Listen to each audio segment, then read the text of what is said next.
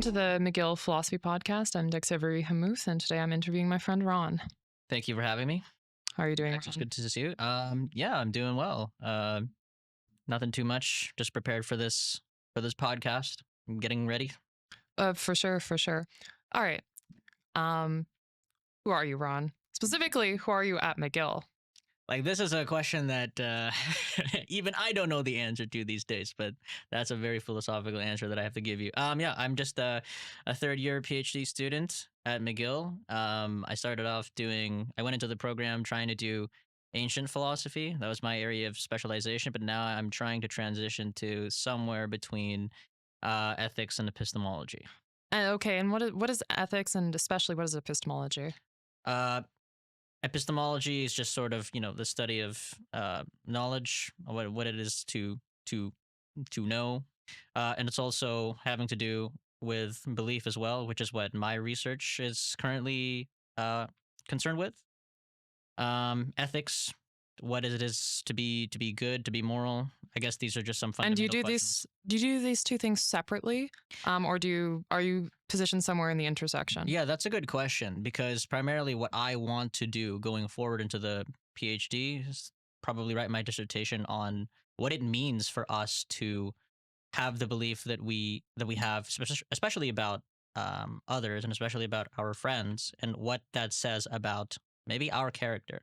So it's actually a little bit of both at the same time. It's not just one or the other that I'm trying to do going forward. Right. And what do you think it does say about our character? What does what say about our character? Sorry. So you're focusing on something like, friendships and in relation to epistemology, so beliefs. What does that look like actually? Like in what way do beliefs relate to friends? Oh, okay. So that's a good question of, I guess, letting me know to talk about my research. But something like this, right?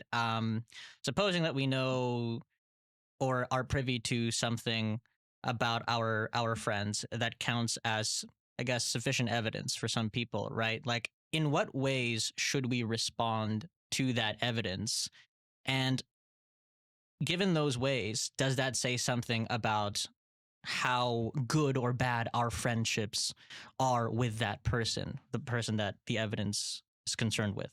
So something like that is vaguely, those questions are vaguely what I'm interested in, or what I'm trying to get myself into on a more serious academic note. And so that's different from the first thing you said, which was ancient philosophy. Yeah. So you said you started ancient philosophy and now you do this. What's that about? What does that mean? Oh, is the question, what did I used to want to do? Like, what my... So you came to McGill and you had an idea of what you were going to do.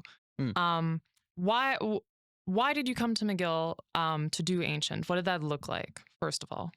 Well, I came to McGill to do ancient because it is just a top school to do ancient philosophy. We have amazing profs here, like Marguerite, Steve, and Carlos, who do serious stuff in ancient philosophy. So I wanted to do it here because there was some serious contenders for it.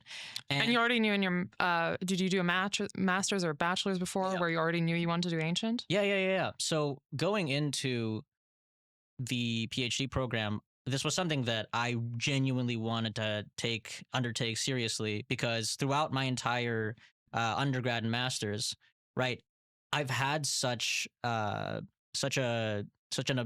abundance of ancient philosophy background. Like, to put it into perspective, I'm coming from the University of Toronto, and if anything, I mean, University of Toronto does everything well. It's a top 5 school in North America, full stop. But I think what it really does well, and I didn't know this when I was there as an undergrad, is ancient philosophy. So I had so much exposure to it. Not to say that I wasn't interested in it before I took, I guess, ancient philosophy courses at U of T, but it just reinforced my interest in it that much more, I think. So the interest from ancient came from something like being from exposure. It's a little bit of both. I have to tell you, right? Like, I think my first foray into ancient philosophy was, well, I was always interested in philosophy, but I think one of the questions that I wanted to answer was something like, where did this all begin? Right? So I think this being philosophy. Where did philosophy start? Who was the first philosopher? Right? So I think that those questions helped really paved the way for my interest in ancient philosophy. And I started off, taking a course in pre-Socratics with one of the most amazing profs ever. His name is George Boy Stones. He's classics prof and also an ancient philosophy prof at U of T. And it kind of just went from there. My interest was just skyrocketed for ancient philosophy. Okay, so you're in your last years of your bachelor's or your master's, and you decide I'm going to do a PhD. What does that look like? Well, I would, yeah. So, it's not as though I wanted to go into a PhD immediately right away. Actually, I would think that I'd like to say that my interests in philosophy were never really too serious until I did my master's.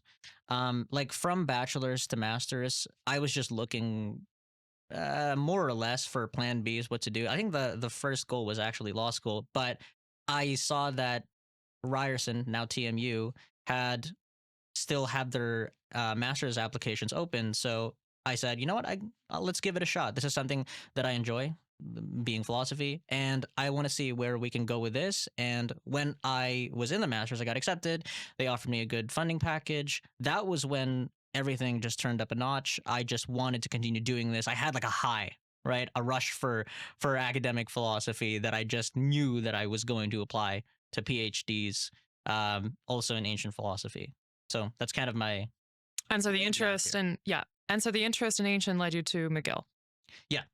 It led me to also applying to other top universities. Like all of the universities that I applied to, I kind of shot for the stars, right?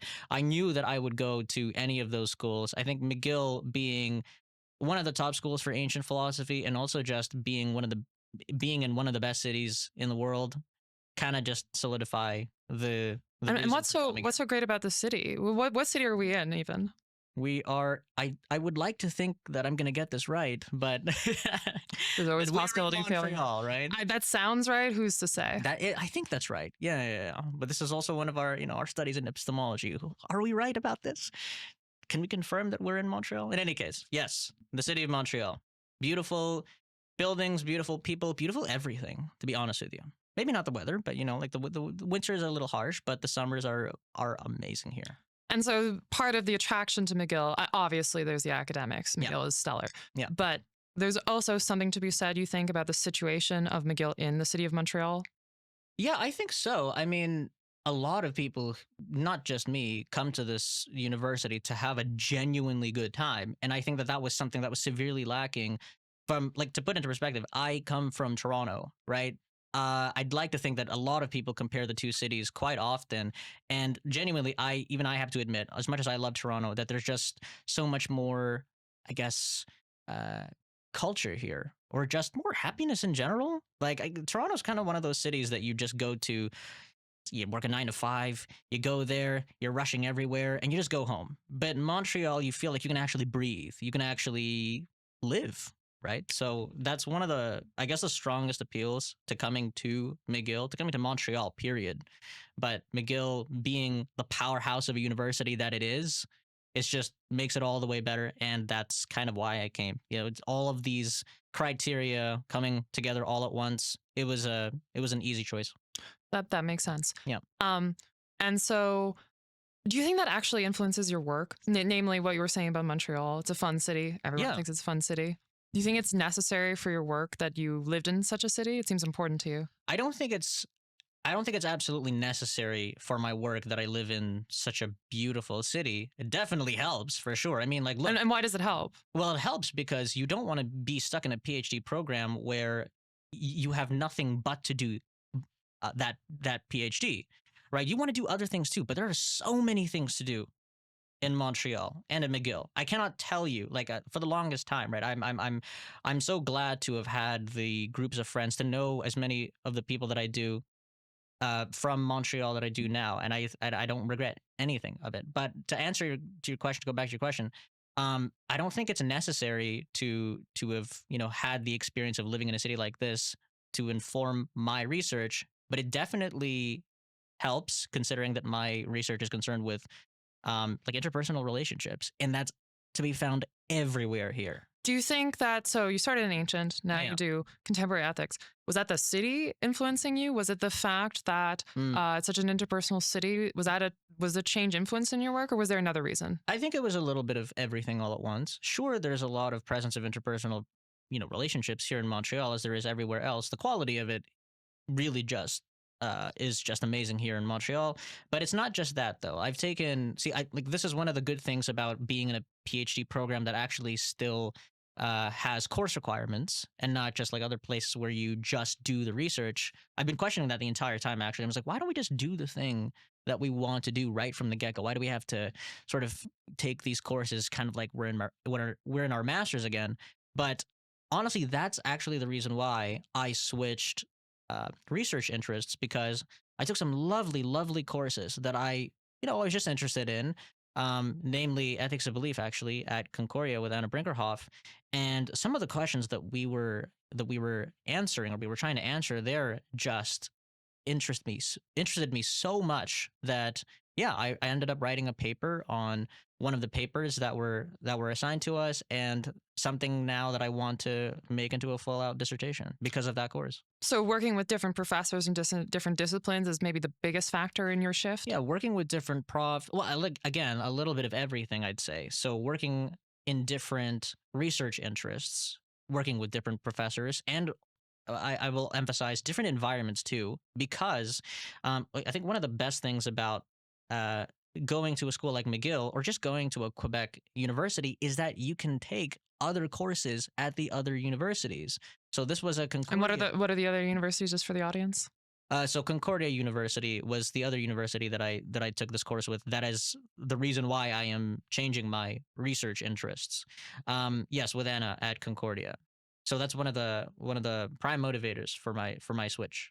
Right. So I was working with a professor that Mm. caused the switch. What does it mean? What does it look like actually working with a professor sort of on the ground? Do you know what I mean? What does that look like as a PhD student? What is your relationship to the professors? Oh, so is this a question about my supervisor or just professors in general? Oh, however you want to take it. Okay, a little bit of both. I mean, it's actually a lot less daunting than people might expect. I mean, you can have an extremely personable and workable relationship with any of the profs at the school.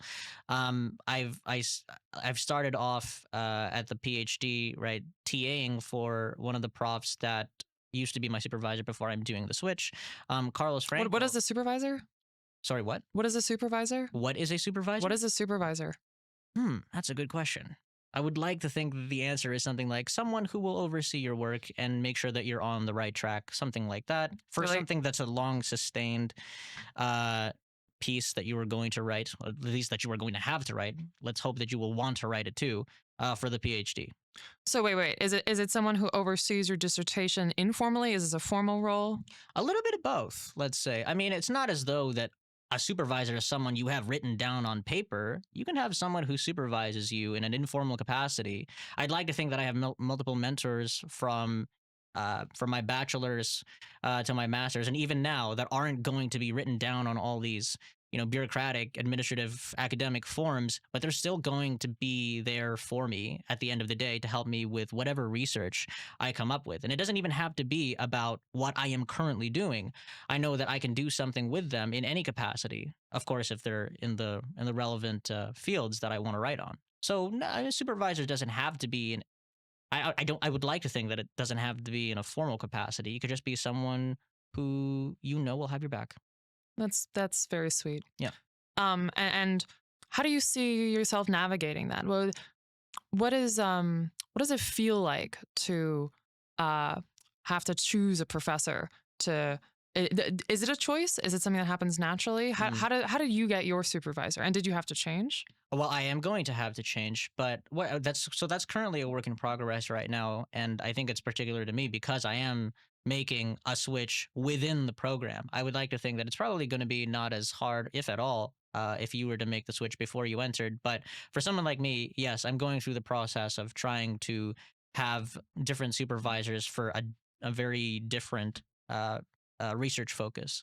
But in any case, no, it's not difficult at all. Again, it can be extremely personable between finding the right supervisor, and it's a little bit of mix. It's not as though that it's not as though that you have like the full choice of finding someone to work with. They're obviously going to have to be either willing or available. And obviously, a lot of the professors, if not all of them, are most of the time, but it's usually just life that gets in the way that prevents you from maybe working with somebody. So I think for the most part, super, super easy to find someone who you want to work with and also who wants to work with you. And who are you working with now? You mentioned Anna Brinkerhoff. Well, Anna Brinkerhoff, I guess this is a good foray into trying to define what supervisor is. She's not, I guess she's more mentor than she is supervisor. She's definitely the reason why I'm making the switch into this research focus. She's not a supervisor in the formal capacity, but she's definitely, I can foresee her as a mentor and someone who will perhaps be on the committee when I have to defend in the future. Right now I'm trying to work with the other ethics professors here, like Stephanie and Chris, because they're the experts on ethics, more or less. And we actually had read one of Stephanie's papers for that ethics of belief class for Anna. So going forward, that's who I would like to work with. On paper, right now, if you'd asked me, since I entered this program in ancient philosophy, it's Marguerite and Carlos. I have nothing but good things to say about both of them. They have been nothing but supportive, and I think that's essential in any supervisory capacity. Right. So you're making this pivot again from Mhm. ancient to contemporary. Mm. Is there some sort of overarching connection between the two? Are you working on similar things just in different contexts, or was it a much deeper shift?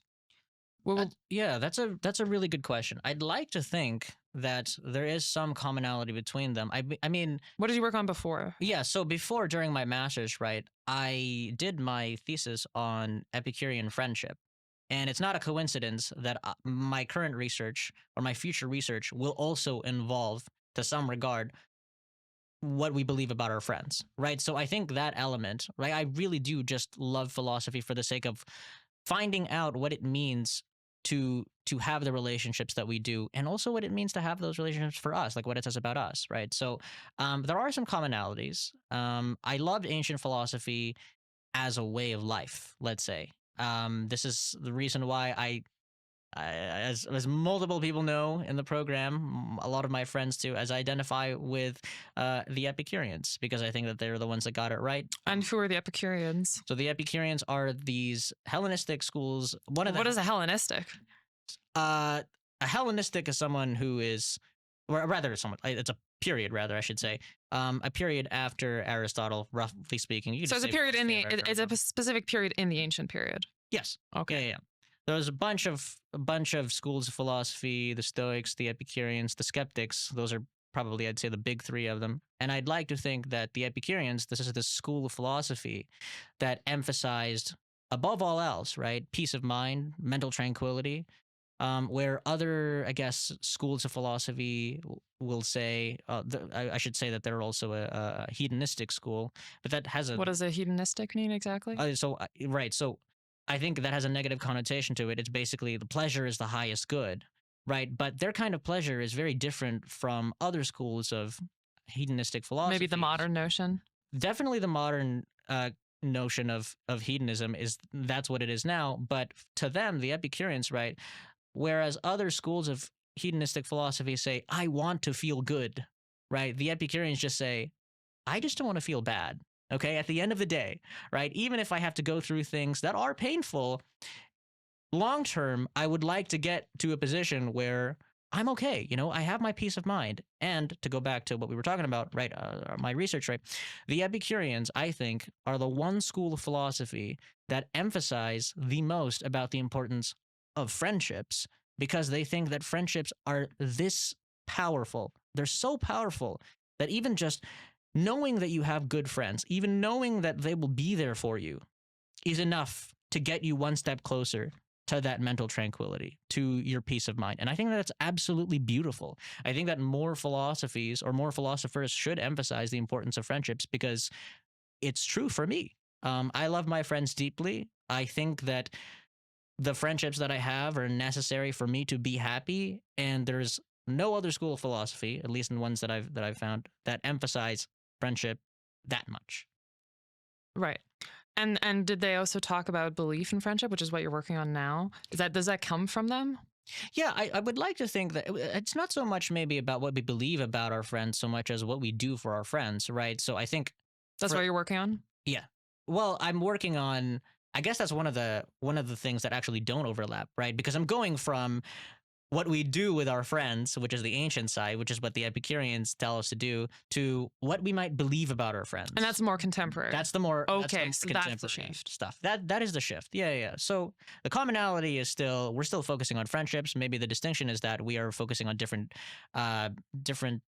modes of friendship or concerned about other things. So yes, And what's the mode you're working on now? the mode is what it is that we might believe about our friends and what that reflects on us. Something like that. Uh, what does that mean, though? What does it mean to believe things about my friend, and why would it reflect on me? Right. So it might not reflect on you. That's one of the questions that I'm concerned with. The common intuition is that yes, having maybe negative or false beliefs about your friends should say something about your relationship with them, but that's something that's up for debate. That's an ongoing issue even within the literature right now. So I guess, for example, like one of the things that we're working on is here's a thought experiment, right? Suppose that your friend Sam is sort of has this reputation of being a womanizer. You haven't seen it yourself though, but when you guys go to a bar together, right? He goes off to do his thing, you go off to do your thing, and sooner or later, this group of girls comes up to you and says, "Hey, your friend Sam broke one of our friends' heart, right? Like that was a really bad thing for him to do." And so it counts as testimonial evidence in that regard, but you don't see it happening yourself, right? What do you like? The question then is, what do you believe on behalf of Sam? How do you respond to the evidence that's presented to you? Something like that. And whether or not that says something about your relationship with Sam. So it's about what should I believe about my friend if they get in trouble? That's one of the issues, or that's one of the concerns about ethics of belief is whenever we're presented with conflicting evidence about our friends, how we should respond to them.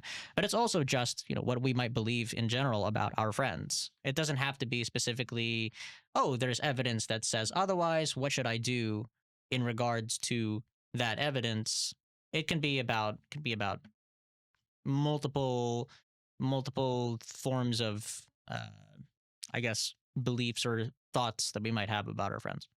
And do you think that matters to my friends? What I believe of them? Why should I care? I would think, at least for me partially, that my friends would like to think that I think good of them.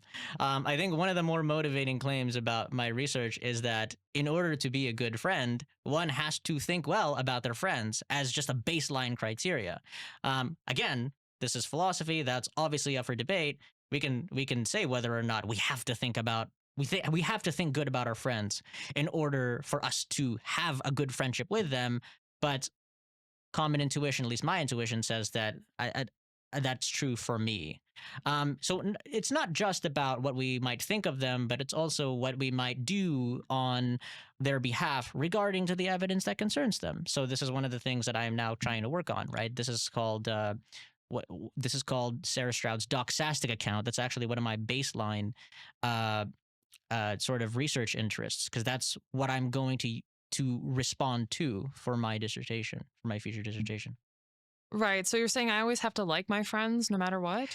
No, no, no. That's what Stroud thinks, at least for the most part, and I think that that's actually quite mistaken. I would like to think that you have reasons for having the friendships that you do. Obviously, this is going to bleed into the question of what what causes friendships in the first place. That's also another interesting question.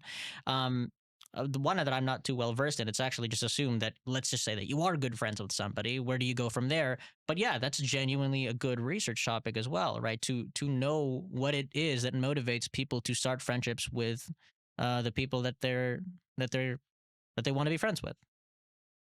And then just to go back, then so you're arguing that we don't always have to like our friends, but we still have to think well of them. How those things come apart? I think that you can. That's a very good question, actually. One that I'm coming to grips with right now.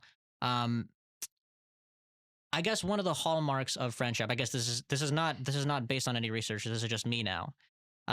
Is that one ought to support their friend, and support doesn't necessarily have to be cashed out in liking the other person.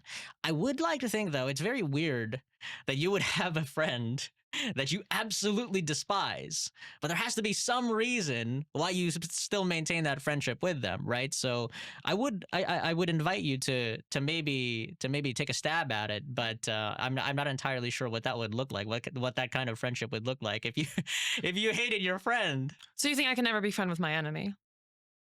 Well, that's a good question as well, actually. Conceptually speaking, I would think no, right? I mean, an enemy, given what an enemy is, cannot be your friend. It's the opposite of what a friendship might be. Maybe you can, like, that's not to say that you always have to like your friends. Like I said earlier, there can be a little bit of rivalry between you guys too, but full blown animosity is something that I feel like I wouldn't expect out of a good friendship. So again, this is going back to the question of what it means to be in a good friendship in the first place. And what does it mean? I don't know yet. That's one of the things that I'm trying to research, right? I don't know what it is per se, but I do know that some people are wrong in their accounts of what it means to be a good friend. And I don't want to make enemies on this podcast, but yes, let's just say that I am responding to Stroud's paper. She calls it the doxastic account of friendship for a reason. I very kindly disagree with her account. What is her account? So her account is something like this, right? I think it's super, super interesting. And the paper that she wrote it on, the epistemic partiality in friendship, is so clear, so beautiful. So it goes something like this, right? So doxastic meaning, right? It's at the realm of belief. Doxastic means belief? Let's say roughly speaking, that's true. And so the Sam example that I had brought up earlier was actually her example, right? So in response to the testimonial evidence that the group of girls, go up to you and tell you of, right? Like that counts as a piece of evidence against your friend Sam. Stroud basically asks, what do we do on behalf of Sam, if anything, regarding that evidence? How do we respond to it? What do we start to think? What do we start to believe? And she says that in 95% of cases, let's say, one should readily believe the good about a friend and readily disbelieve the bad about a friend, even when the evidence might suggest otherwise. So unless you see with your own very eyes, it's incontrovertible evidence that Sam did whatever he did to have the stain on him, on his reputation, then you should give Sam the benefit of the doubt. And so what that might look like is something like this. She gives specific a specific terminology for it. She says that you put a spin on the evidence that concerns your friend. So what does that mean? So putting a spin on the evidence means something like, we might downplay the evidence and what it says about Sam, or we might interpret it in a favorable light on behalf of Sam, if not outright dismiss it. That's actually one of the things that she implores us to do, just in case we can. But if we can't just say, we can't shoo it away, then we try to make it as less severe as possible on behalf of Sam. That's what being a good friend entails. And you disagree with all of this? I disagree with it because the implication is that we are going to be horrible believers. And this is something that Stroud perfectly accepts, right? What is a good believer then? Right, so a good believer just essentially means that you're following the evidence. We're taking it to be sufficient at face value. You're following the evidence to the right proper conclusions, to the right beliefs, right? So if Sam wasn't your friend, this was just some random person, the evidence would be convincing enough for you to conclude, yeah, that guy kind of sucks. That guy's a womanizer. I don't like him. But because it's your friend Sam, your different methods of assessment about the evidence kicks in, right? That's what friendship does. That's what friendships demand in this instance. And Stroud thinks, yeah, you can't follow the right conclusions given the evidence. So in that case, what I'm saying is she's trying to give a dichotomy, right? You can either be a good friend or a good believer, in which case you follow the evidence to the right conclusions, but you cannot be both. And I think that's too strong of a claim. I don't think friendships should have to do that.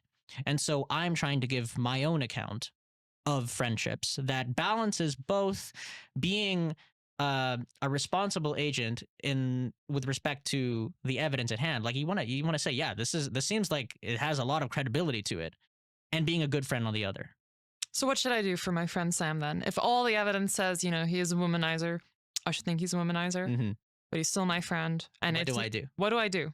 Right. So I think one of the moves that I'm trying to make now, again, this is something I have yet to definitively flesh out, but one of the ongoing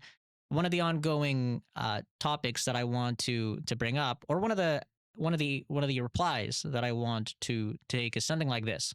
I think you can give the benefit of the doubt without necessarily believing opposite of what the evidence suggests. So something like this. We can suspend judgment about the evidence and what that evidence might suggest for us to believe, and dig further into the evidence, to verify whether or not that's actually the case that Sam did those things, or that's actually the case that all these other things had happened. I think that's one of the things, at least what we owe to our friends, and not necessarily believing good of them outright, no matter what the evidence suggests, right? So I guess being a good friend to me is taking the time to see whether or not that actually happened, right? You don't immediately discount or dismiss the evidence, because then that sounds like it would be disrespectful to the people that brought it in the first place, right? So this is testimonial evidence that we're talking about. But at the same time, you're doing well by taking the time, right? Like you take the time to find out whether the evidence is true on behalf of Sam. So if it was the case of a non-friend, you'd be like, oh, okay, yeah, I'm going to take it at face value. That's true.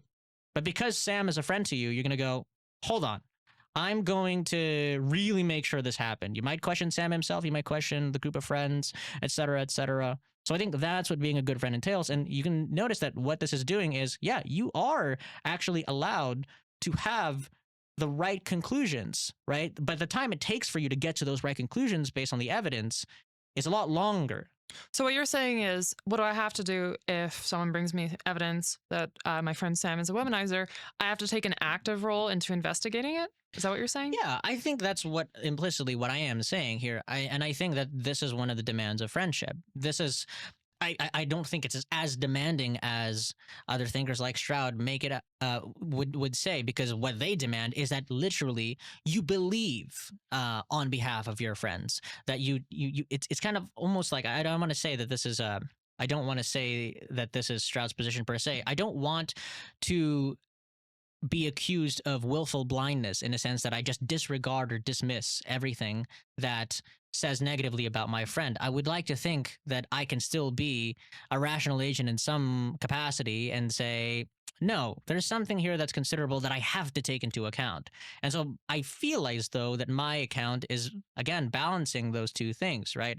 I would like to think that I'm being a good friend by not immediately jumping to conclusions, but also having to be respectful of the evidence. And do you think you've had to deal with these kind of situations before? Do you think they're common?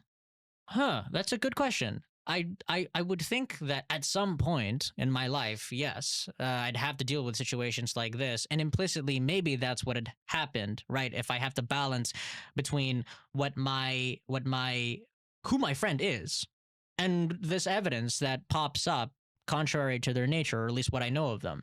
Time and time again, yes, I think that these cases, especially, this research, this literature on friendship, is going to be relevant at some point, and it has been for me already. It's just that obviously I haven't articulated it back then as I am now, because I wasn't a philosopher back then. So is it the fact you encounter these problems that made you so interested in friendship, or something more about who you are, maybe both?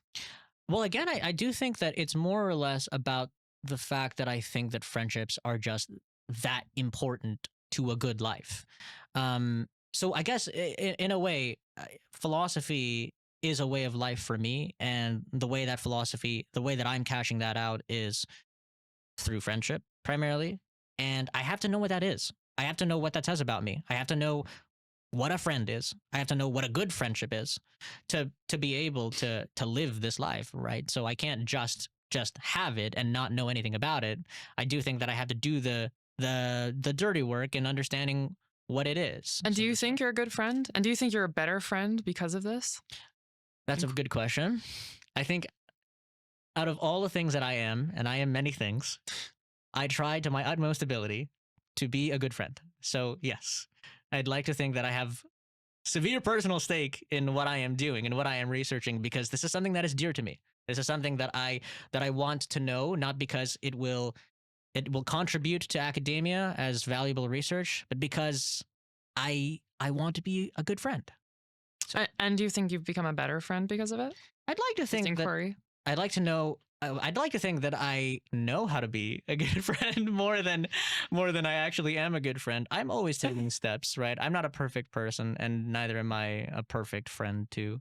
But I'm taking steps, and to say obviously my research is helping me do that is not an understatement, for sure. Philosophy is often very theoretical. But do you think that it is possible to get something like a trickle down, that your work in the extremely abstract theory can affect things concretely for yourself and for the general public? Well, I'd like to think that this research, as it stands, isn't just abstract, right? I mean, it is focused entirely on interpersonal relationships. It's not as though that you study this and be like, oh, I'm not going to think about how this affects my personal life and my relationships that I have with others. It is going to have a trickle-down effect, because it directly has to, it calls to mind what it is you are doing with your loved ones, with the people that you're surrounded by. So yeah, it definitely has.